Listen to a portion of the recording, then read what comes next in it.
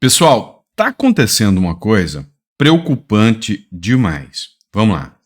Em março, uma comitiva da oposição foi aos Estados Unidos, teve uma reunião dentro do parlamento norte-americano e a mídia ridicularizou, uma ou duas mídias ridicularizaram esse evento e não falaram, deixaram para lá. Passou agora mais de um mês, o Elon Musk entrou no meio da briga, os deputados brasileiros de oposição foram convidados a ir ao Parlamento Europeu e agora o assunto começou a preocupar a grande mídia. Mas o que pode acontecer desse novo levante, né, da discussão sobre o evento dos brasileiros no Parlamento norte-americano é muito preocupante. Até porque o Parlamento norte-americano, esse mesmo, que foi considerado ridículo pelos jornalistas de esquerda aqui no Brasil, fizeram uma comunicação ao Elon Musk para que preste esclarecimento sobre o que está acontecendo no Brasil, sobre as censuras que aconteceram no Twitter aqui no Brasil e envia ao Congresso norte-americano. Segue o fio da meada que você vai entender a articulação do governo e do judiciário contra os deputados de oposição. E sempre lembrem-se de uma coisa: a narrativa precede a ação. Ou seja, primeiro eles levantam uma narrativa, depois eles vêm para cima. É o caso do Bolsonaro aí com Alexandre de Moraes, criam toda a narrativa para depois tentar prendê-lo, e agora você vai ver a narrativa que estão criando. Matéria do antagonista. Bolsonaristas fazem tour para dizer que o Brasil é a Venezuela. Matéria do antagonista. Isso aconteceu há mais de um mês, e eles estão falando agora. Integrantes da mesma comitiva bolsonarista que foi aos Estados Unidos em março estiveram essa semana em Bruxelas, com o objetivo de convencer os parlamentares europeus de que o Brasil é uma ditadura tão opressora quanto a ditadura da Venezuela. Essa é a matéria mais branda. Agora vem a matéria do UOL. Eu não vou colocar a fala do jornalista, não, mas Eduardo Bolsonaro e comitiva articulam com parlamentares dos Estados Unidos punições ao Brasil. Olha a matéria. No início de março, uma comitiva de deputados brasileiros, capitaneada por Eduardo Bolsonaro, passou cerca de uma semana em Washington para conseguir apoio político e tentar convencer os parlamentares republicanos de que o Brasil não é mais uma democracia. Eles defendem que os Estados Unidos aprovem uma lei para penalizar as autoridades brasileiras sob a justificativa de violação de direitos de conservadores e para que a suposta ditadura de esquerda seja derrotada. Antes, eles ridicularizavam, riam da cara dos bolsonaristas, da oposição, dizendo: quem é que vai acreditar que tem uma ditadura no Brasil? Ninguém vai acreditar nisso. Até que entra um cara chamado Elon Musk e mostra para todo mundo que tem gente que acredita nisso sim, e muita gente. Depois de tudo isso, você vai ter que ver agora a matéria do Brasil 247, outro veículo de imprensa. Então vocês viram que o discurso foi aumentando, mas olha o discurso agora. Alta traição nacional. Eduardo Bolsonaro tentou emplacar com autoridades dos Estados Unidos sanções econômicas para penalizar o Brasil. Aqui eu não vou colocar o vídeo também da jornalista, que ela quase espuma pela boca ao falar mal da oposição brasileira que foi aos Estados Unidos. Mas olha só a matéria. No início de março, uma comitiva de deputados brasileiros, capitaneada por Eduardo Bolsonaro, passou cerca de uma semana em Washington para angariar apoio político e tentar convencer os parlamentares republicanos de que o Brasil não é mais democracia. Eles defendem, por exemplo, que os Estados Unidos aprovem uma lei para penalizar as autoridades brasileiras sob a justificativa de violação dos direitos conservadores. Aqui, a jornalista fala abertamente que o Bolsonaro é um traidor da pátria, que é o que está correndo nas redes sociais, que ele buscou a penalização do Brasil e que ele deveria ser acusado de alta traição. Deixa eu lembrar um negócio para vocês. Sabe onde que esse discurso cola? Aqui, ó. Matéria Blitz Paraíba, mas tá na Folha de São Paulo também. Venezuela ordena a prisão de 13 membros da oposição de Maduro por traição da pátria. Vocês estão vendo que o discurso tá bem semelhante? Vamos lá. Nicarágua condena o bispo opositor de Ortega a 26 anos de prisão. Rolando José Álvares Lagos foi considerado culpado pelo crime de traição à pátria e recusou-se a deixar o país na quinta-feira. Ou seja, qual é o crime que essas entidades, que essas pessoas cometeram? Traição da pátria. Qual que é o título da matéria do Brasil 247? Alta traição nacional. Eduardo Bolsonaro tentou emplacar a autoridade dos Estados Unidos penalidades ao Brasil. Ou seja, mais cedo ou mais tarde, eu já falei para vocês, vocês vão ver passaportes de todos esses deputados que tiveram na comitiva caçados, os passaportes, e guiçar, busca e apreensão, prisão. Sabe por quê? Alta traição à pátria. Vai acontecer. Então, a narrativa precede as ações, a narrativa precede aos fatos. Isso é questão de tempo, até vocês perceberem que vai ter alguma tratativa nesse sentido aí. Enquanto isso, enquanto eles querem emplacar a ideia de que não existe autoritarismo no Brasil e que a direita é burra ao falar isso, que ninguém vai acreditar na direita, até a esquerda levanta essa bandeira lá fora contra o Brasil. Pois é, o jornalista Glenn Greenwald, americano, de esquerda, revela documentos sobre a censura de Alexandre de Moraes. Pois é, engajado em denunciar o que chama de regime de censura do judiciário brasileiro contra os cidadãos, o jornalista Glenn Greenwald teve acesso a uma ordem do ministro Alexandre de Moraes, membro do Supremo Tribunal Federal, para remoção de conteúdo de brasileiros, incluindo parlamentares nas plataformas digitais. Os documentos são de janeiro de 2023. À época, Glenn Greenwald revelou que a censura de Alexandre de Moraes ordenou inúmeras pessoas, inclusive congressistas, jornalistas e ativistas e analistas, fossem banidos de todas as plataformas digitais. E aí vão me dizer, mas é uma loucura. É o Glenn Greenwald, gente. O cara era casado com o David Miranda, que era do PSOL. O cara foi o cara que bateu de frente com o Sérgio Moro, defendendo o Lula, dizendo que havia um autoritarismo judiciário do Moro contra o Lula.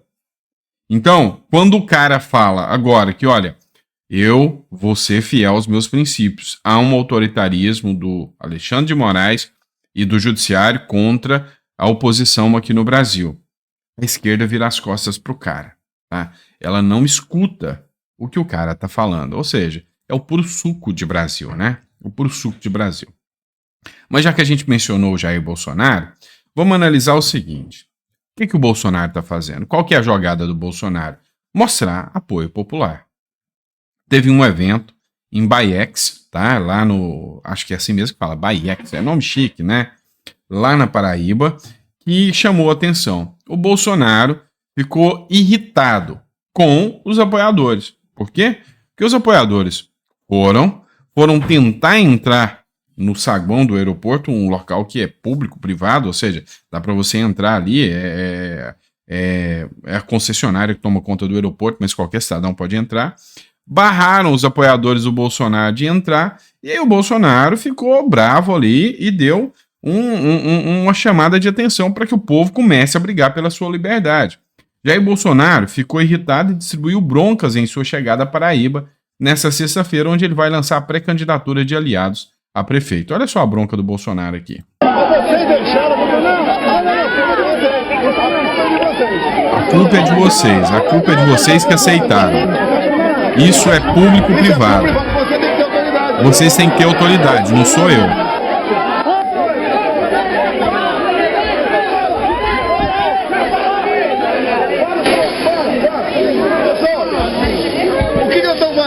Fazendo aqui. Tem o caso do Queiroga, mas está lutando por liberdade, não é isso? Por que vocês não estão lá dentro do aeroporto? Mas peraí! Não deixaram porque você é fraco! Não deixaram porque você é fraco! Luta por seu direito, porra!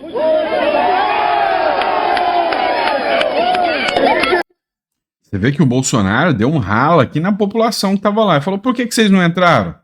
E eles falaram, não entramos porque não deixaram. Ele falou, não deixaram porque vocês foram fracos.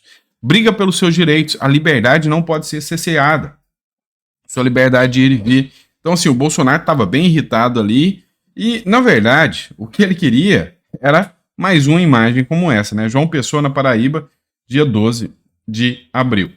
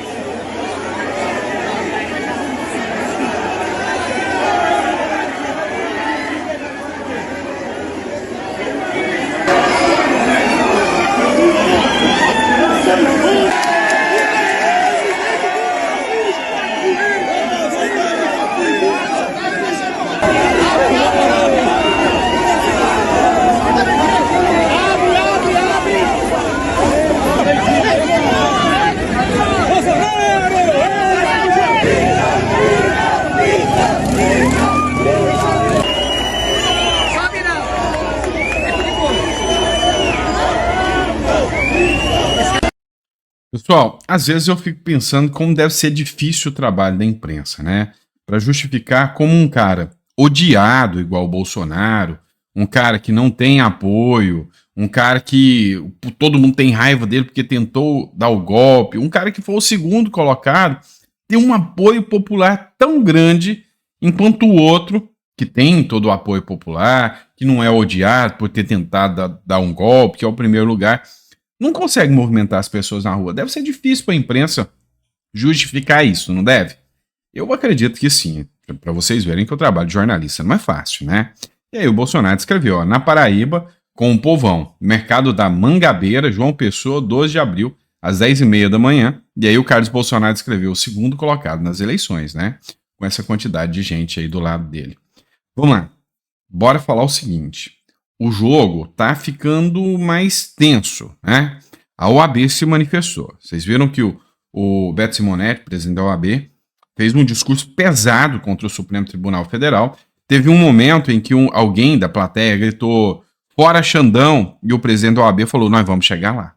Agora, um ex-juiz do Tribunal Regional Eleitoral do Distrito Federal, o Everaldo Gueiros, muito atuante, muito renomado, reconhecido, tem obras publicadas, ele resolveu comprar a briga também. Depois do desembargador Coelho ter feito muitas críticas, agora é um ex-juiz do Tribunal Regional Eleitoral, hein, que bateu para cima aqui. Olha só o que ele falou de críticas aqui à OAB e pressão sobre o Alexandre de Moraes. Pessoal, finalmente eu vi o presidente do Conselho Federal, Beto Simonetti, se pronunciar reconhecendo que o diálogo dele com o Supremo Tribunal Federal de nada valia, de nada adiantou, e dizendo que vai ao Congresso Nacional semana que vem procurar uma nova legislação para que acabe essa discussão sobre o regimento interno e a lei, o Estatuto da Advocacia. Eu quero dizer a vocês que no Brasil já tem lei demais, não precisamos de nova legislação. O que nós precisamos é de coragem. Por que ele não vai e representa contra o ministro Alexandre de Moraes? Por que ele não faz uma representação criminal no Ministério Público? Por que ele não vai ao CNJ contra o ministro Alexandre de Moraes? Por que ele não vai ao Senado Federal? Em vez de ir ao Congresso para pedir nova legislação, por que ele não vai ao Congresso e pede que seja votado um impeachment de algum dos ministros do Supremo Tribunal Federal? Eu não quero que eles sejam condenados, mas eles, como todo cidadão, devem sim ser julgados.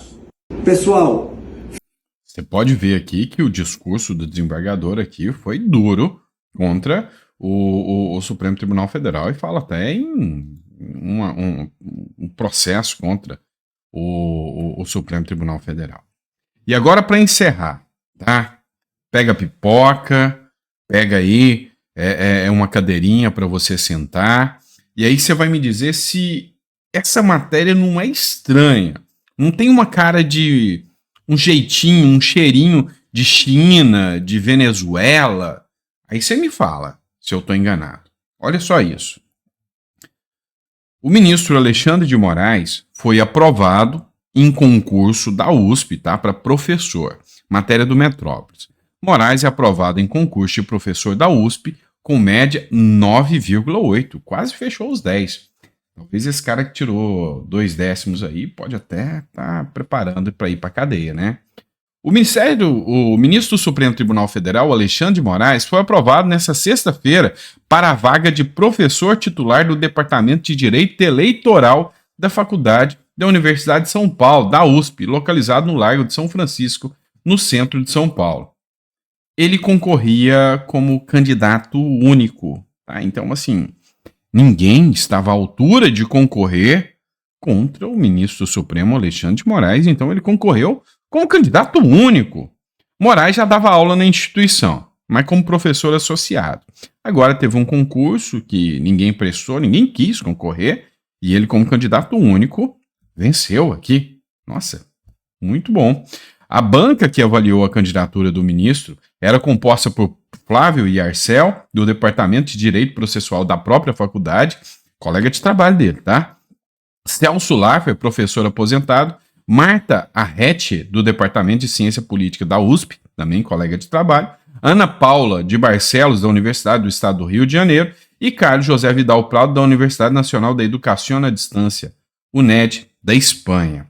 As notas que Moraes recebeu nas 3 etapas do concurso variam entre 9,5 e 10.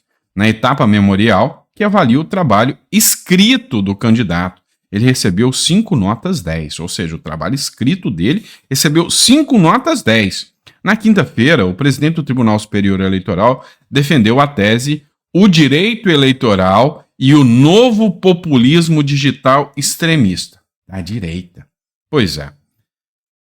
Parece coisa de China, não parece? É assim, eu nunca tinha visto isso, um concurso público com um único candidato, e o cara faz uma tese do discurso político que ele faz e, de repente, nota 9,8 no contexto final. O que você achou disso? Coloca no comentário para mim que eu quero saber, tá bom? Abraço, pessoal, fica com Deus, até o próximo editorial. Papai do céu te deu uma mesa farta, tá? Repleta de bênçãos, eu sempre vou pedir isso para vocês, tá bom? Abraço e que Deus nos ajude, né? Deus nos ajude mesmo que a situação tá tensa. Abraço.